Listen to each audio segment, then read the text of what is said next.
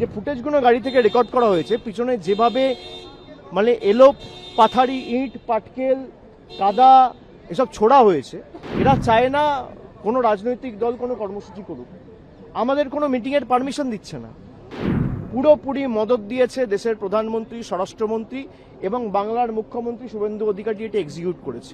এগুলো পুরোপুরি state sponsored. কালকে যে ঘটনা ঘটেছে, এবং মমতা বন্দ্যোপাধ্যায় শুধু তো তৃণমূল কংগ্রেসের দলনেত্রী নন, তিনি 3বার রাজ্যের মুখ্যমন্ত্রী হয়েছেন, 7বার এমপি হয়েছেন, দীর্ঘদিন ধরে রাজনীতি করছেন, এবং আগেও দুবার রেল মিনিস্টার, একবার স্পোর্টস মিনিস্টার, একবার কোল মিনিস্টার, 4বার মন্ত্রিত্ব চালিয়েছেন। এত দিন ধরে তার রাজনৈতিক কেরিয়ার, এবং তিনি জনপ্রতিনিধি, 15 বছরের চিফ মিনিস্টার। মানে উদ্দেশ্য প্রণোদিতভাবে, পুরোটা পূর্ব পরিকল্পিতভাবে যেভাবে বিজেপির গুন্ডারা, আর যাদেরকে মানে ফুটেজে দেখা গেছে, তারা তো কেউ পৃথক কোনো সাপোর্টার বা কর্মী নয়।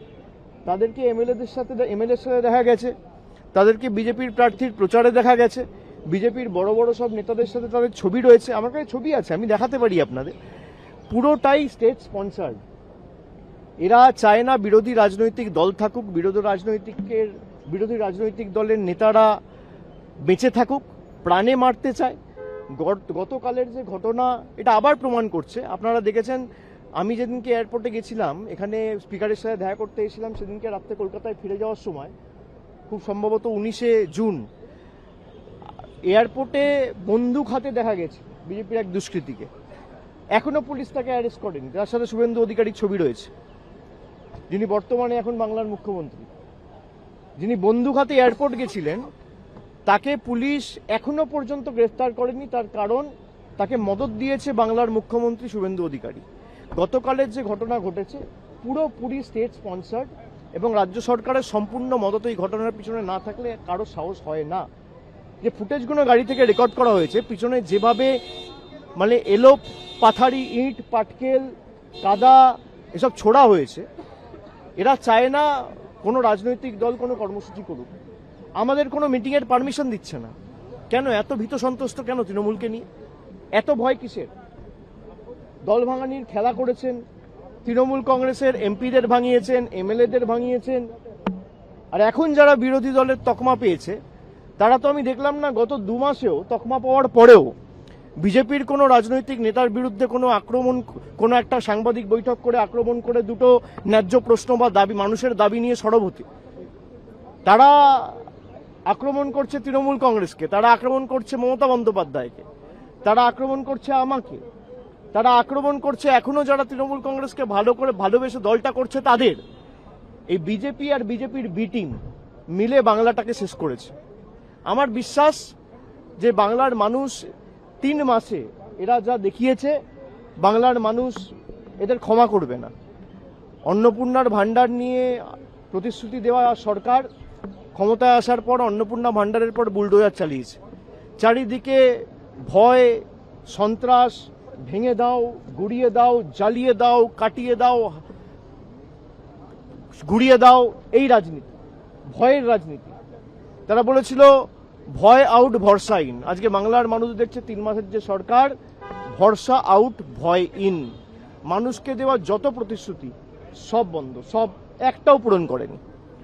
কোনো প্রতিশ্রুতি এখনো পর্যন্ত পূরণ হয়নি। বলেছিল যুবশক্তি টাকা দেবো 1500 টাকা করে, 3000 টাকা করে, দিতে পারেননি। আমাদের সরকার দিয়েছিল বলার সঙ্গে সঙ্গে 1 মাসের মধ্যে।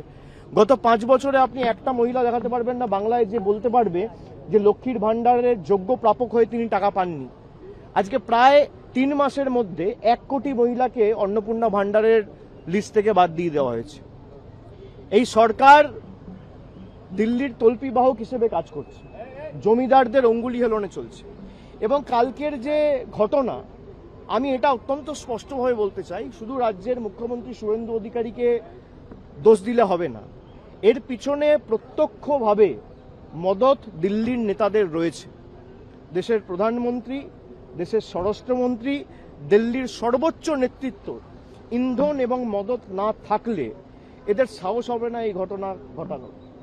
পুরোপুরি মদত দিয়েছে দেশের প্রধানমন্ত্রী, স্বরাষ্ট্রমন্ত্রী এবং বাংলার মুখ্যমন্ত্রী শুভেন্দু অধিকারী এটা এক্সিকিউট করেছে। তিনি তো কৃতদাস, তাকে যা বলছে তিনি তাই করছে। যে ফুটেজগুলো গাড়ি থেকে রেকর্ড করা হয়েছে, পিছনে যেভাবে মানে এলো পাথারি, ইট, পাটকেল, কাদা এসব ছোড়া হয়েছে, এরা চায় না কোনো রাজনৈতিক দল কোনো কর্মসূচি করুক। আমাদের কোনো মিটিংয়ের পারমিশন দিচ্ছে না।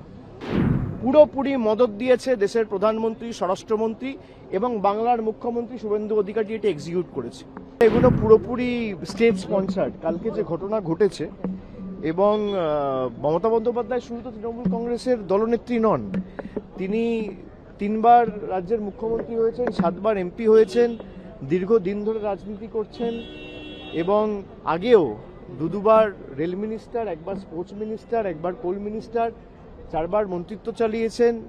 এত দিন ধরে তার রাজনৈতিক কেরিয়ার, এবং তিনি জনপ্রতিনিধি, 15 বছরের চিফ মিনিস্টার। মানে উদ্দেশ্য প্রণোদিতভাবে, পুরোটা পূর্ব পরিকল্পিতভাবে যেভাবে বিজেপির গুন্ডারা, আর যাদেরকে মানে ফুটেজে দেখা গেছে, তারা তো কেউ পৃথক কোনো সাপোর্টার বা কর্মী নয়, তাদেরকে এমএলএর সাথে দেখা গেছে, তাদেরকে বিজেপির প্রার্থীর প্রচারে দেখা গেছে, বিজেপির বড় বড় সব নেতাদের সাথে তাদের ছবি রয়েছে। আমার কাছে ছবি আছে, আমি দেখাতে পারি আপনাদের। পুরোটাই স্টেট স্পন্সার্ড। এরা চায় না বিরোধী রাজনৈতিক দল থাকুক, বিরোধী রাজনৈতিক দলের নেতারা বেঁচে থাকুক, প্রাণে মারতে চায়। গতকালের যে ঘটনা, এটা আবার প্রমাণ করছে। আপনারা দেখেছেন, আমি যেদিনকে এয়ারপোর্টে গেছিলাম, এখানে স্পিকারের সাথে দেখা করতে এসেছিলাম, সেদিনকে রাত্রে কলকাতায় ফিরে যাওয়ার সময়, খুব সম্ভবত 19শে জুন, এয়ারপোর্টে বন্দুক হাতে দেখা গেছে বিজেপির এক দুষ্কৃতীকে। এখনো পুলিশ তাকে অ্যারেস্ট করেনি, যার সাথে শুভেন্দু অধিকারীর ছবি রয়েছে, যিনি বর্তমানে এখন বাংলার মুখ্যমন্ত্রী।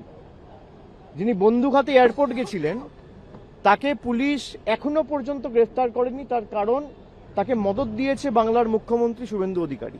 গতকালের যে ঘটনা ঘটেছে, পুরোপুরি স্টেট স্পন্সার্ড, এবং রাজ্য সরকারের সম্পূর্ণ মদত এই ঘটনার পিছনে না থাকলে কারো সাহস হয় না।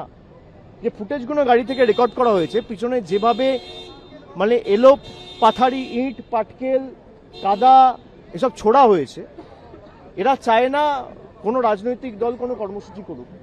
আমাদের কোনো মিটিংয়ের পারমিশন দিচ্ছে না। কেন এত ভীত সন্ত্রস্ত কেন তৃণমূলকে নিয়ে? এত ভয় কিসের? দল ভাঙানির খেলা করেছেন, তৃণমূল কংগ্রেসের এমপিদের ভাঙিয়েছেন, এমএলএদের ভাঙিয়েছেন, আর এখন যারা বিরোধী দলের তকমা পেয়েছে, তারা তো আমি দেখলাম না গত 2 মাসেও তকমা পাওয়ার পরেও বিজেপির কোনো রাজনৈতিক নেতার বিরুদ্ধে কোনো আক্রমণ, কোনো একটা সাংবাদিক বৈঠক করে আক্রমণ করে দুটো ন্যায্য প্রশ্ন বা দাবি, মানুষের দাবি নিয়ে সরব হতে। তারা আক্রমণ করছে তৃণমূল কংগ্রেসকে, তারা আক্রমণ করছে মমতা বন্দ্যোপাধ্যায়কে, তারা আক্রমণ করছে আমাকে, তারা আক্রমণ করছে এখনো যারা তৃণমূল কংগ্রেসকে ভালোবেসে দলটা করছে তাদের। এই বিজেপি আর বিজেপির বি টিম মিলে বাংলাটাকে শেষ করেছে।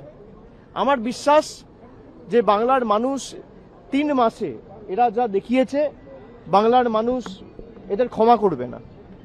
অন্নপূর্ণার ভাণ্ডার নিয়ে প্রতিশ্রুতি দেওয়া সরকার ক্ষমতায় আসার পর অন্নপূর্ণা ভাণ্ডারের পর বুলডোজার চালিয়েছে।